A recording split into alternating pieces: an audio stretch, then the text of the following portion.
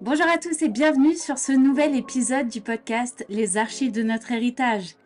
Aujourd'hui, on se retrouve avec Robin. Salut Camille. Ça va? Bah, très bien et toi? Ouais, ça va super. Aujourd'hui, on va parler de toi uniquement puisqu'on s'est vu précédemment dans un des podcasts avec Victoire, ta Yes. femme. Mm. Et là, on va plus particulièrement parler de ton cheminement, du coup. Mhm. Et déjà, est-ce que peut-être tu peux commencer par dire qui tu es, d'où tu Bah viens, écoute, tout ça? pas de souci, ça n'a pas changé depuis la dernière fois. Je suis toujours Robin da Silva, 26 Ouais. ans, marié à Victoire.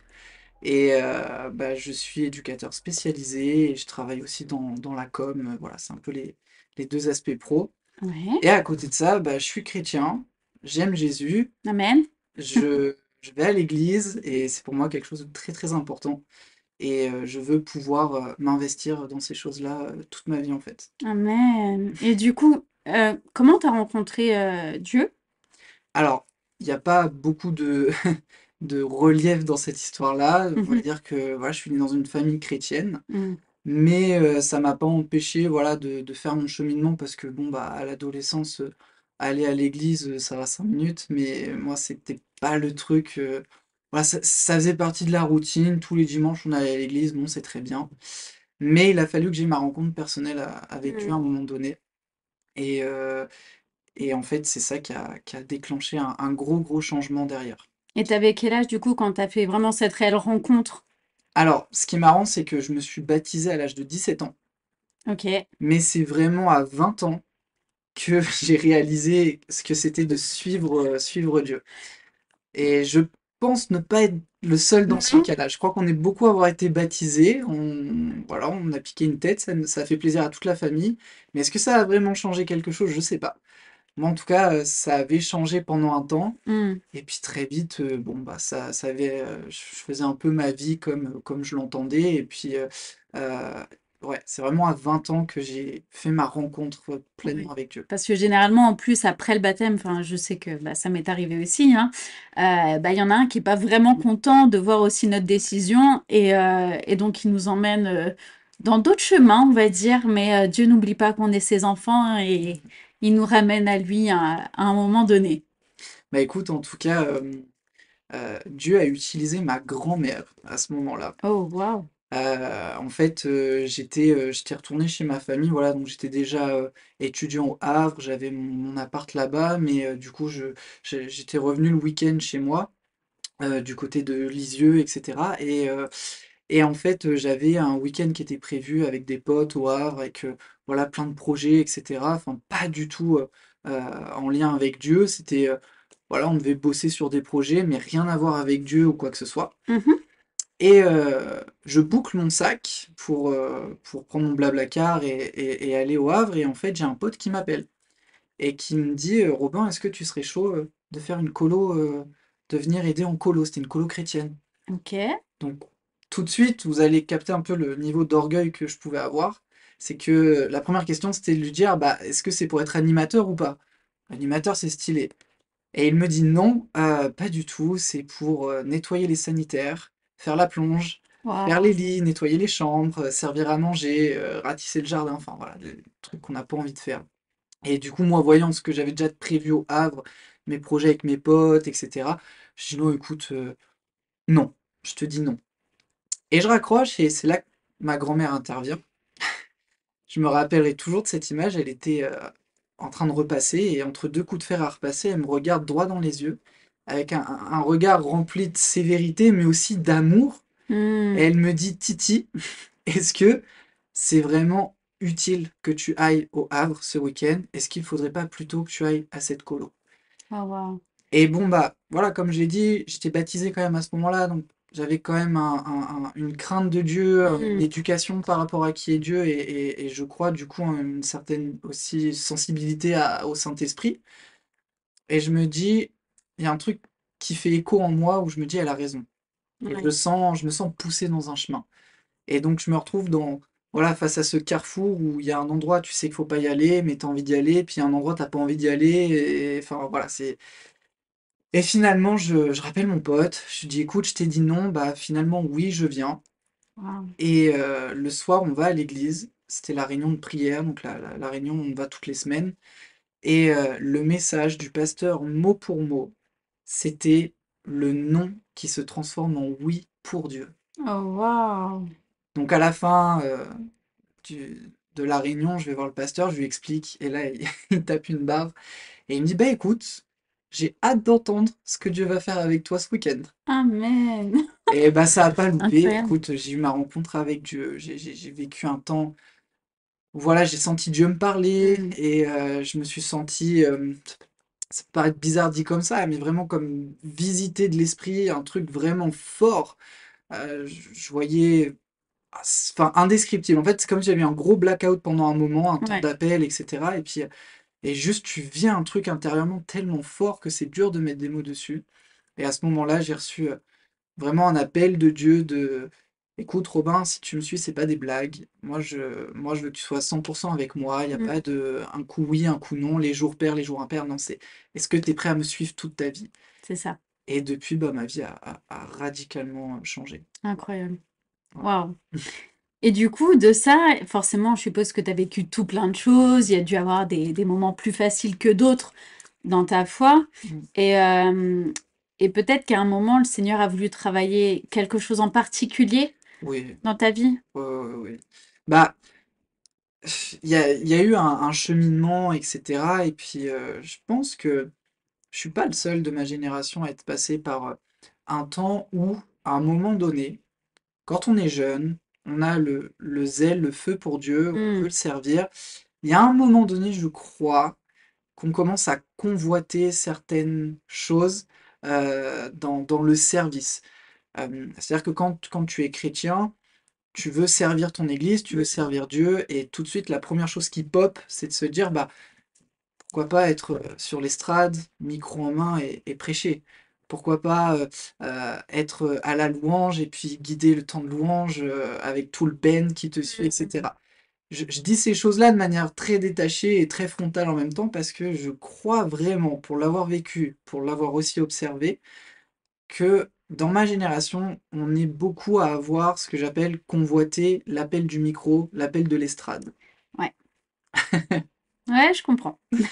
Donc évidemment, bah, moi je suis passé par cette phase-là, Mm, où tu lâches tous tes projets et puis maintenant tu es à fond avec Dieu et du coup tu commences à vouloir le servir et bah, j'ai convoité ces choses-là. mm, Me dire, ah j'aimerais trop un jour pouvoir prêcher, mettre le feu en ouais. prêchant le message de l'évangile, ah j'aimerais trop pouvoir être enseigner des gens et tout, enfin, Et avoir des amen à la fin yes. de la...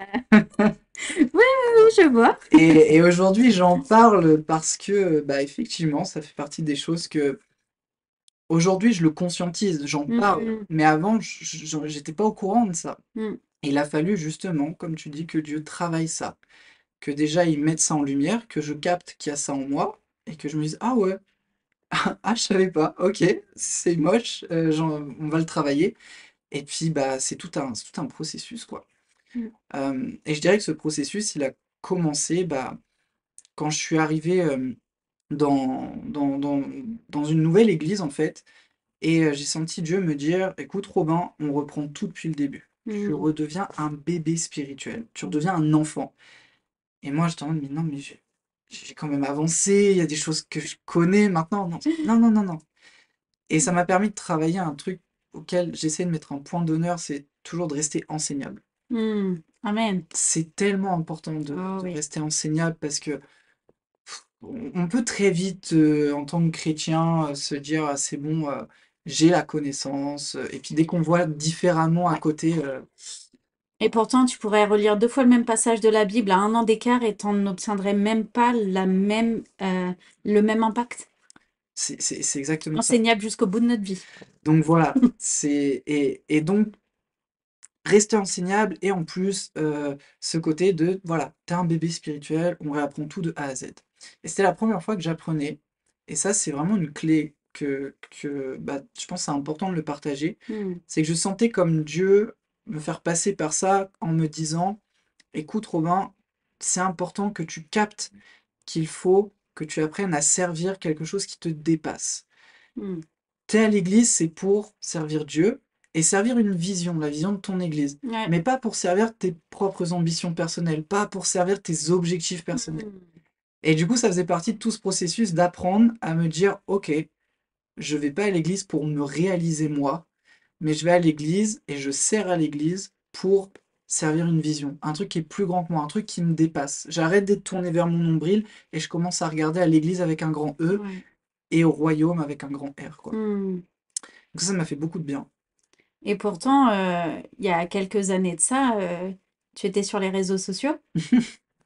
Est-ce qu'on peut peut-être en parler? Ouais, Je sais pas si je te prends au dépourvu, mais non, bah, ça fait partie du processus finalement que Dieu a utilisé. Ouais, euh, les réseaux, c'est vrai que j'avais l'habitude de poster beaucoup de contenu, de faire plein de projets sur les réseaux mmh, et ça marchait bien mmh, jusqu'à ce que bah, je réalise que finalement les réseaux, c'est quelque chose qui me consumait de l'intérieur et dans le mauvais sens. Où, voilà, il y a comme cette redevabilité quand tu vois que ça fonctionne bien, qu'il y a vraiment beaucoup de likes, beaucoup de vues, mmh. beaucoup de partages, beaucoup de messages, et tu commences à te dire, mince, faut que je produise du contenu pour continuer d'entretenir ça, et finalement tu deviens dépendant de ça. Donc, Ouais, je pense que tu en deviens dépendant et en même temps, comme tu dis, c'est super vicieux parce que tu as plusieurs côtés. Bah, tu as le côté, tu as la peur, enfin, en tout cas, certaines personnes ne l'ont pas, mais il y a en tout cas ce risque de tomber dans sa propre gloire. et ouais, Ça, c'est vraiment quelque chose qui peut faire très, enfin, qui peut être très dangereux.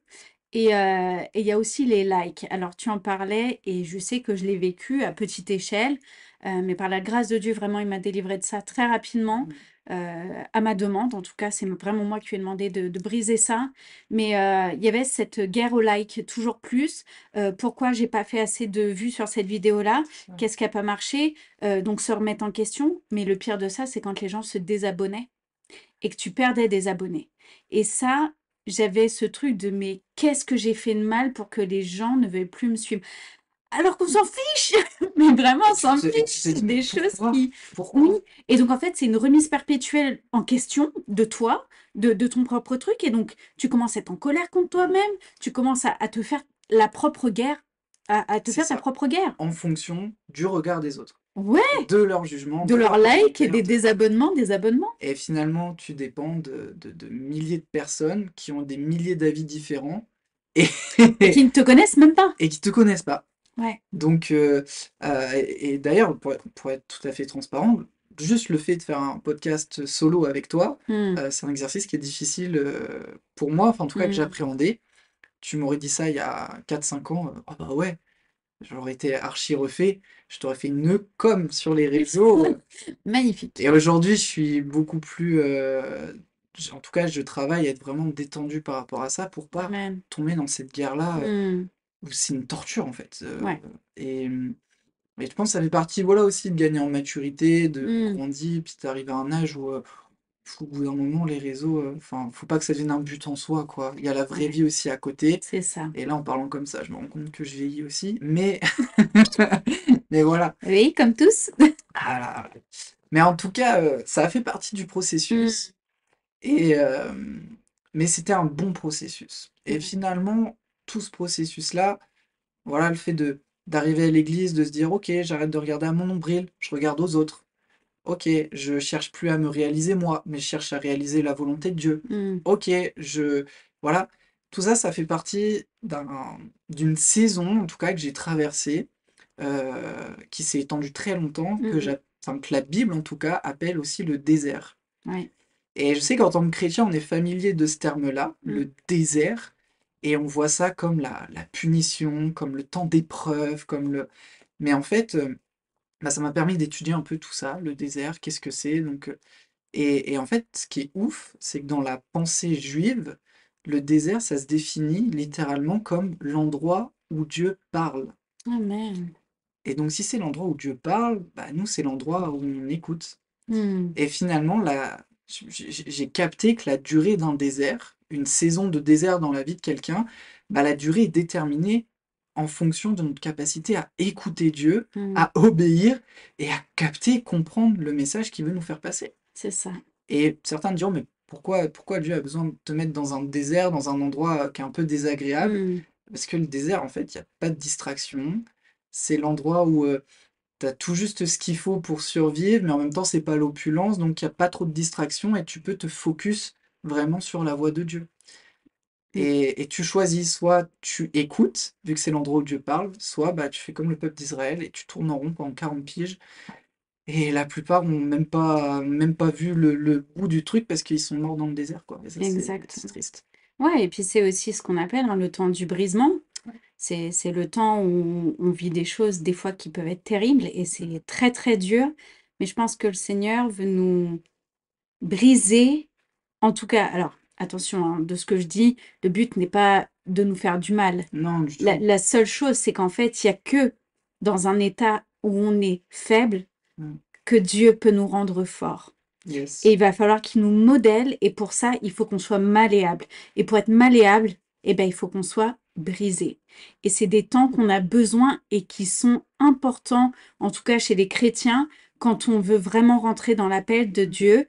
On sait qu'à un moment, on va passer par là, et c'est, j'ai envie de dire, une grâce. Vraiment, je pense que quand on a traversé ce temps-là et qu'on a relevé la tête et qu'on l'a, en tout cas, on est passé de l'autre côté, on voit que c'est une vraie grâce parce que ça nous a tellement rapprochés de lui. Et je dirais même que le brisement va aussi dépendre de notre façon à être docile, à être malléable avec Dieu. Tout à fait. Et je parlais du peuple d'Israël qui était dans le désert, mais ce qui est fou, c'est que plusieurs commentateurs bibliques s'accordent à dire que la plus grande source de souffrance pour le peuple d'Israël quand ils étaient pendant 40 ans dans le désert, c'était pas le manque d'eau, c'était pas le manque de nourriture, c'était même pas l'inconfort d'être en Mm. perpétuel mouvement.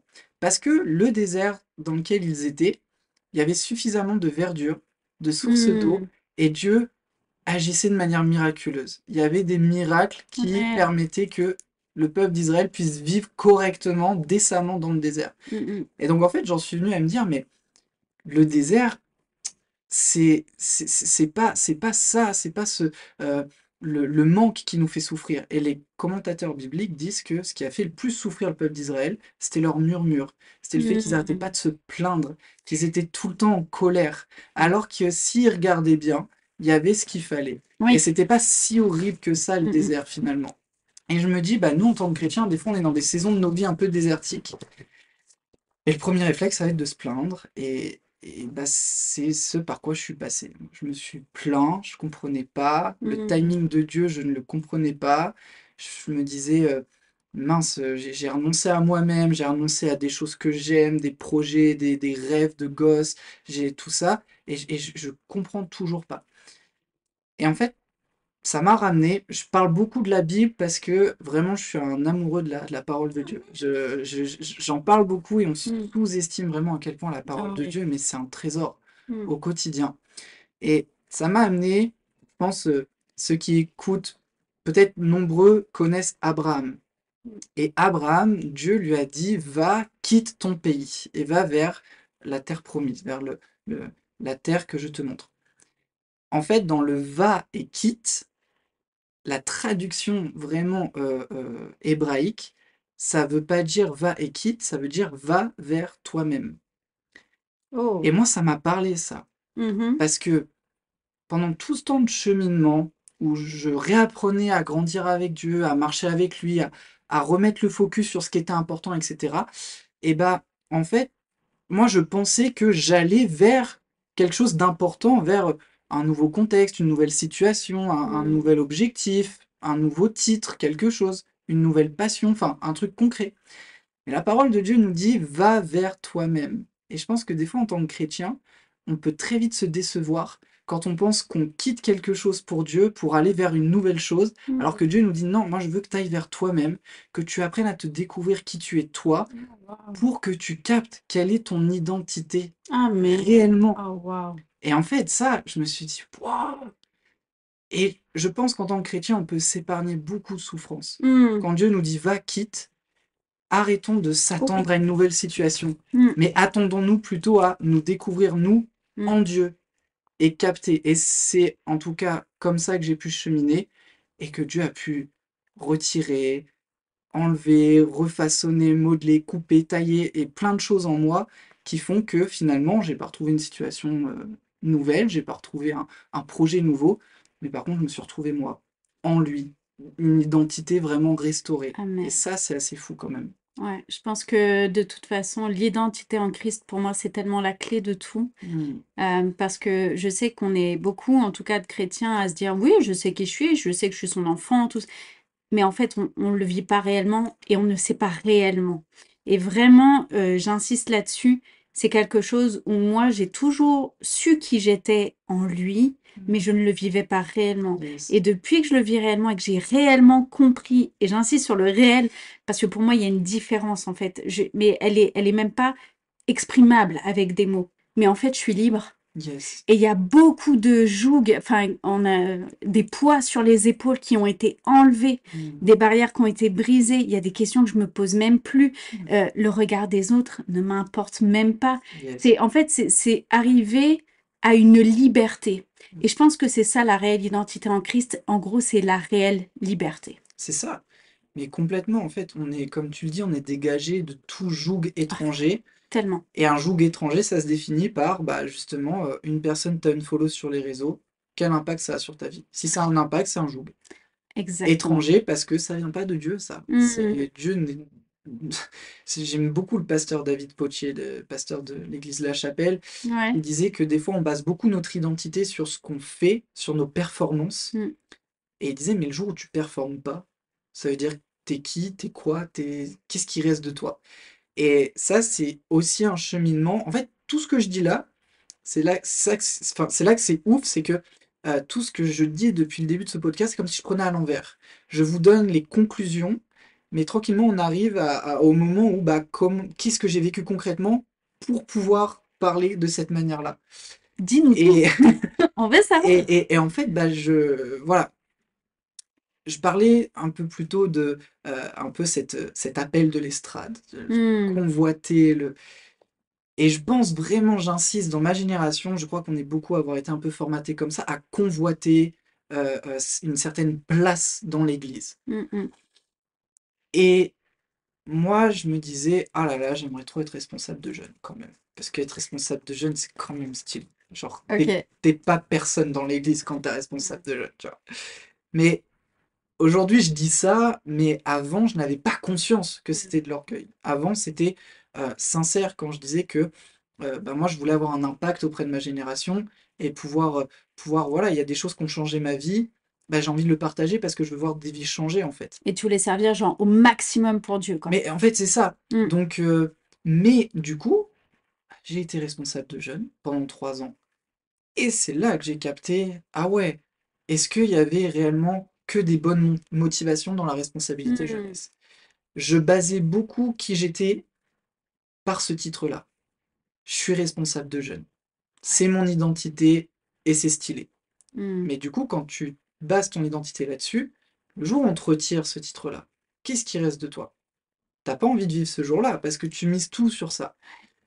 Je basais aussi beaucoup mon identité sur le faire, ce que Mm. je faisais.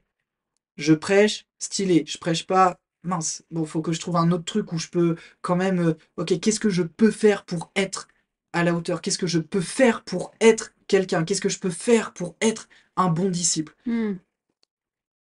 Mais en fait, du coup, t'en arrives à baser ton identité sur le faire, alors qu'en fait, non, tu es déjà. Ouais. Tu es en fonction de ce que Dieu dit de toi, et ce qu'il dit, c'est que tu es son enfant, Ouais. qu'il t'aime, et que Jésus est mort à la croix pour toi, parce qu'il t'aime, et parce que tu es son enfant. Mm. Et en fait, ton identité, l'être, s'arrête là. Et tout ce que tu fais, c'est très bien, mais c'est pas ça qui va dire qui tu es, en fait. Ouais. Surtout que ça peut provoquer, et comme tu le dis, en fait, ce sont des crises identitaires. Exact. Et sauf qu'en fait, la seule crise identitaire que tu peux pas vivre, bah, c'est celle quand tu sais réellement qui tu es en Christ. C'est ça. Mm. Et donc, le fameux jour est arrivé où je sentais dans mon cœur que j'étais tiraillé. En fait, j'étais responsable de jeunes Mm. et en même temps responsable auprès des adolescents. Et à l'église, du coup, c'est deux, voilà, les jeunes, ça va de 15 à 25 ans, et Mhm. les ados, c'est 11-12 jusqu'à 14-15 à peu Ok. près. Et donc, du coup, j'étais sur les deux parce que j'arrivais pas à choisir. J'aimais trop la responsabilité jeunesse, mais j'aimais trop aussi être au contact des ados. Et en fait, je sentais Dieu qui me travaillait sur ça, qu'il fallait que je fasse un choix. Et c'était dur de lâcher, parce que d'un côté, je savais que j'étais utile auprès des adolescents. Mmh. Je suis éducateur spécialisé, c'est mon public de base avec qui je travaille le plus, les ados, et je vois les défis qu'ils ont au quotidien, je vois les crises identitaires qu'ils ont, Ouais. et je sais que Dieu m'utilise auprès d'eux. Mmh. Et d'un autre côté, il y a la responsabilité jeunesse. Tu prêches, il y a plus de monde devant l'estrade, c'est plus stylé quand même. Tu fais des conférences, tu fais des choses. Là, Ouais. c'est sympa. Mmh mh. Et bah, un dimanche, un pasteur d'une autre assemblée est venu dans l'église. Et puis, en fait, c'était tout un week-end basé sur la prophétie. OK. Vendredi, samedi, dimanche. Avec ma femme, on était là le vendredi. On était là le samedi, toute la journée. Il s'est pas, on n'a pas reçu vraiment Mmh. des choses de Dieu. Il aura fallu attendre le dimanche, quand le culte est filmé, qu'il y a la famille qui est là, etc., que tout le monde est là, pour que là, Dieu parle au travers du pasteur qui était là. Et, euh, et en fait, publiquement, du haut de l'estrade, le pasteur a une parole pour moi, et c'était pas vraiment le moment le plus agréable de ma vie. Oui, C'était- parce qu'en plus, si je me souviens bien, il t'a pointé du doigt, enfin dans le sens où Ça ne il a pouvait dit: «C'est plus pour être. toi». Voilà. Et puis il disait, j'ai vu un jeune homme avec des lunettes. Il était là devant. Puis bon, bah là, tout le monde dit, ah bah, Robin, Robin, bah il est là. Il est là. Ah ouais, d'accord. Et toi, Tu toute l'assemblée qui est là en mode: c'est c'est lui». Robin, c'est Robin. D'accord. Et là, du coup, il donne une parole qui, sur le coup, m'a fait extrêmement mal, mais Ouais, qui, en fait, quand je la réécoute après, je me dis, mais il n'y avait rien de méchant, en fait. ouais. Mais dans le contexte que je vivais, c'était, en gros, euh, je- il disait que Dieu t'a donné des choses, Mmh. mais il va rien te donner de plus tant que tu n'obéis pas à ce qu'il te demande. Et je savais qu'à ce moment-là, ce à quoi je n'obéissais pas, c'était de quitter la responsabilité jeunesse Mmh. pour me focus à fond chez les adolescents. Donc quitter, «la gloire» entre guillemets Et pour c'est aller chez les petits jeunes, quoi. et je réalise pas encore hein, de parler comme ça parce que c'est là que tu vois que le cœur de l'homme il est tortueux parce Ouais, qu'encore une fois, il faut que tu goûtes à ces choses-là et que tu comprennes le mal que ça te fait, à quel point c'est dur. C'est pas normal que ce soit aussi dur de quitter un service. ouais. Je veux dire, peu importe Oui. où tu es, peu importe ce que tu le fais pour Dieu. Mmh. Donc pourquoi c'était aussi dur de quitter la responsabilité jeunesse? Bah, du coup, j'ai eu mes temps avec Dieu et je comprenais quoi, j'étais trop attaché au titre, trop Mmh. attaché à cette reconnaissance, trop attaché à cette gloriole humaine, et que bah voilà, les ados, c'est pas pareil, tu vois. Et je me souviens qu'au culte de rentrée, il y a eu deux cultes de rentrée. Un culte de rentrée où j'étais responsable de jeunes, Mmh. et responsable ado, et responsable groupe de maison. Beaucoup de super titres. Ouais. Et l'autre rentrée, du coup, j'avais plus que la responsabilité ado, quasiment. Sauf que on n'avait pas demandé aux responsables ados des enfants de se lever ou quoi. Alors qu'à l'autre culte, on avait demandé, bah, les responsables, levez-vous. Et toi, quand tu es dans un culte, tout le monde te regarde et tu te lèves une fois, deux fois, trois fois pour montrer que tu es quand même trois fois responsable. Mmh. Et là, tu te lèves pas une seule fois. Et tu vois d'autres qui se lèvent et tu te dis, mais purée, je pourrais être à leur place. Et eux, avant, c'était mes jeunes et maintenant, c'est genre les responsables et tout. Mmh. C'est là que tu te rends compte que ton cœur, mais qu'est-ce qu'il est sale, Mmh. qu'est-ce qu'il est orgueilleux, qu'est-ce que... Et là, j'ai senti, comme Jacques le dit dans la Bible, j'ai senti ma misère. Et je me Mmh. suis dit, mais mon Dieu, c'est ça mon cœur. Et finalement, bah, quand je n'étais plus responsable auprès des jeunes, bah, j'ai jamais été autant moi-même et Waouh. autant proche des jeunes finalement. Mmh mh. J'étais comme détaché. Comme, enfin, ça a été la meilleure année pour moi. Amen. J'ai kiffé mon service Mmh. auprès des ados et de toute façon, je les aimais depuis le début. C'était pour ça que le choix était aussi dur. Mais là, enfin, vraiment, je me suis découvert qui j'étais réellement. Et puis, auprès des jeunes, je me sentais libre, je me Mmh. sentais moi-même. Pourquoi? Bah, parce que les titres ne me définissent pas. Amen. Parce que le fait d'être responsable, c'est pas une fin en soi. Mmh mh. Parce que le fait d'être reconnu pour une fonction, ce n'est pas une fin en soi, c'est pas ça ton identité. Mmh mh. Et donc je reviens à ce que je disais au début, va, quitte, Dieu me disait, va, quitte la responsabilité jeunesse et va vers toi-même. Bah, j'ai Mmh. jamais été autant vers moi-même qu'à ce moment-là. Waouh. Et ça m'a fait beaucoup de bien ça, il y a eu des temps très challengeants, des temps où je me sentais inutile, Mmh. des temps où je me sentais switché, des temps où je me rendais compte que l'impact de plus avoir de titre, bah, ça avait un impact aussi sur la façon de comment les gens te regardaient. Mmh. Euh, Quand tu es responsable, on te parle comme un responsable. Une fois que tu l'es plus, je me suis senti un peu sous-coté par moment, un peu switché, un peu mis de côté, un peu en mode oui, bon, toi c'est bon, tu fais plus partie de l'élite. Allez, on se focus sur les autres. C'est super dur à vivre. Mais, purée, qu'est-ce que ça vaut le coup? Mmh. Ça vaut tellement le coup parce que, voilà, t'es toi-même en fait. Mmh. Ouais, c'est un parcours assez fort et déjà merci. Merci de témoigner parce que c'est pas non plus facile de venir parler des choses qui, qui rendaient notre cœur peut-être un peu impur. Waouh. C'est pas facile. Alors déjà vraiment merci. C'est vrai que bah, il y a des choses où il y a des fois des personnes, elles vivent absolument pas des problèmes d'orgueil. Ouais, Par contre, elles vivent d'autres problèmes, des fois même bien plus salissants pour le cœur.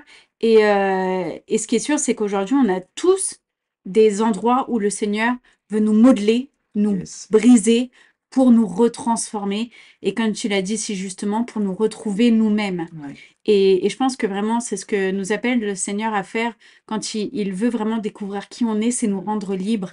Et aujourd'hui, je pense que tu es quand même beaucoup plus libre que ce que tu as pu l'être avant. Mais c'est ça. C'est ça. Et puis, en fait, si je parle de tout ça, peut-être les gens vont se dire, waouh, ah ouais, non, le frérot, il a quand même une dose d'orgueil incroyable. Peut-être qu'il y a des gens qui se reconnaissent pas du tout dans tout ce que j'ai Hmm. raconté, mais moi, je suis convaincu qu'il y en a quelques-uns quand même. Oh, oui, oui, Et, je pense aussi. et je pense que c'est important aujourd'hui, on a tous quelque chose à dire. Hmm. Sinon, on ne serait pas tous à mettre des stories sur Ouais. les réseaux, à mettre des mots dans notre bulle, dans notre bio, etc. Hmm, Enfin, hmm. on a tous des choses à dire. On cherche un endroit où les dire et on cherche des gens à qui les dire. Ouais. Mais attention, qu'est-ce qui nous motive? Et peut-être, voilà, on peut se dire, ouais, non, Robin, il avait une dose d'orgueil quand même assez Hmm. phénoménale. Mais en fait, l'orgueil, j'ai envie de dire, plus c'est gros, plus ça passe, l'orgueil. Ouais, c'est vrai. Plus c'est gros, plus ça passe. C'est vrai. Plus, en fait, on est au courant que l'orgueil, c'est très dangereux quand t'es chrétien, Ouais. et qu'il y a des situations où, ah bah non, non, non, là, c'est l'orgueil qui peut prendre le dessus. Et Hmm. en fait, on est tellement au courant, c'est tellement vraiment évident pour nous, que des fois, on baisse notre vigilance, et on Hmm. tombe dedans, Ouais. et on se rend compte que, après, et moi, il a fallu vraiment que Dieu mette sa lumière sur ça, l'emphase sur ça, et que je capte que ah ouais, c'était là depuis le début. Ouais. Ah ouais, je pensais pas. Hmm, hmm. Donc attention au ah je pensais pas que j'étais comme ça. Ouais. On est humain.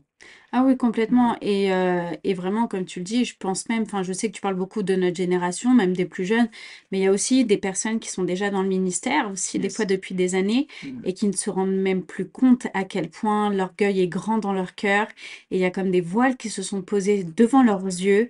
Et ça peut être très dangereux aussi. Et c'est là où j'invite vraiment tout le monde, et moi la première, à m'humilier devant le Seigneur et à dire, Seigneur, vraiment, je suis humble devant toi, je veux pas avoir de l'orgueil, je veux rien avoir et c'est vraiment ce temps que je veux, enfin me rappeler en tout cas de la hauteur, Mm, de mm. voir là où est le Seigneur et là où moi je suis, tu vois? Et ça participe à mon sens au fait aussi de tenter de rester enseignable. Mais Et, tout à fait. et moi, c'est un pari que je prends.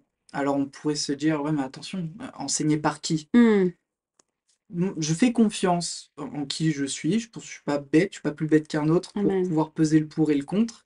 Et je fais confiance au Saint-Esprit, Ouais. qui souffle pour dégager ce qui est pas fou en termes Mmh, d'enseignement ouais, et qui appuie pour garder ce qui est bon. Et, et rester enseignable, dès l'instant où t'es picky, c'est un peu difficile, tu ouais. choisis qui t'enseigne. Je me dis, c'est déjà une petite forme d'orgueil, à mon sens. Ouais, c'est vrai. À mon C'est vrai, sens. tu as raison. Alors, évidemment, je mesure les propos, c'est-à-dire que des fois, il y a des grosses dérives, il y a des enseignants très sectaires, Mmh, etc. Enfin, je veux dire, enfin voilà, là, il y a pas besoin non plus de. Mais dans nos milieux évangéliques, des fois, à qui ce n'est pas arrivé, peut-être, hein, peut-être à personne, et c'est trop bien, hein, je mais crois. à qui ce n'est pas arrivé, peut-être, t'es sur ta chaise un dimanche matin, tu écoutes le frère parler, c'est pas vraiment le pasteur, c'est un ancien, c'est voilà. Tu l'écoutes prêcher et tu te dis, ah, je pourrais faire tellement mieux que lui.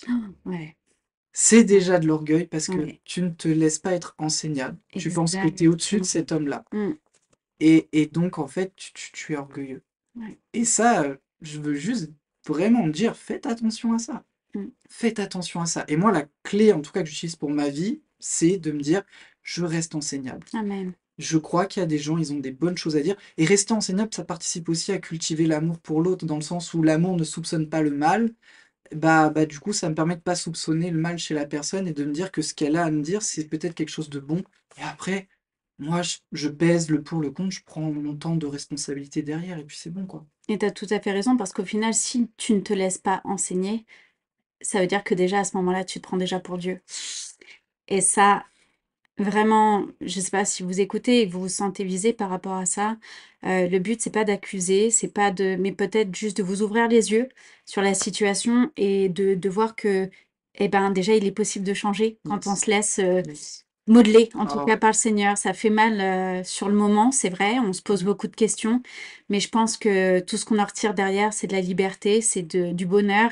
Et, et ouais, je pense que c'est important, en tout cas, même pour ne pas sombrer, que ça soit dans notre travail, dans notre vie de famille, dans notre ministère ou autre. Hein, y a pas de lieu. Mais en tout cas, je pense qu'effectivement, c'est le bon moyen pour garder les pieds sur terre et ouais, rester enseignable. Je pense que c'est une très belle phrase. C'est ça. Mm. Est-ce que, je sais pas si tu as l'habitude de faire ça dans tes podcasts, est-ce que tu me permets de prier pour ceux qui nous écoutent? Ouais, carrément, avec Ouais? grand plaisir. Ok, On va conclure par ça si ça te va. ça marche. Ok, en tout cas, merci beaucoup d'avoir, enfin, d'être venu, d'avoir raconté, d'avoir partagé. Et je suis sûre que ça va toucher beaucoup de gens. Et J'espère. il y a des gens qui vont se reconnaître dans ton témoignage. Et ouais, merci pour tout. Et je te laisse la parole, en tout cas pour la prière. Jésus, je te remercie parce que marcher à tes côtés, c'est tellement bon. C'est la meilleure manière de grandir. Et je prie vraiment pour ceux et celles qui nous écoutent, qui peut-être se sentent concernés, qui peut-être voilà, se disent, mince, j'ai de l'orgueil, comment je fais pour m'en Mm. débarrasser? Et je prie, Saint-Esprit, que tu viennes toucher le cœur de ces personnes Ouais, et Seigneur que, Jésus. en douceur, en délicatesse, avec ton amour, tu puisses vraiment faire partir l'orgueil et permettre à ces personnes d'avancer sur des chemins nouveaux. Je prie également pour ceux qui traversent une crise identitaire. Ouais, Seigneur Je prie pour Jésus. ceux et celles qui peut-être ont l'impression de faire beaucoup de choses, mais qu'ils ne se sentent pas plus comblés que ça, Mm. qu'ils ne savent toujours pas qui ils sont et à quoi ils sont appelés. Seigneur, je prie que tu donnes du sens dans leur vie maintenant, non pas au travers de tout ce qu'ils vont faire, mais au travers de ce que toi tu dis d'eux. Ouais, Qu'ils Jésus. prennent conscience, Père, qu'ils sont des fils et des filles du roi des rois, et Mm. que leur identité est basée en toi. Et qu'à partir de là, Seigneur, toute personne qui a du mal à construire son identité puisse la replacer sous ton regard, relire ta parole et comprendre que notre identité, c'est toi qui l'as bâtie, c'est toi qui l'as décrit. Mm. Je te prie vraiment pour ces personnes, qu'elles soient gardées, fortifiées, encouragées dans le nom de Jésus. Amen. Amen. Amen. Merci Robin. Amen. Merci à toi. À bientôt.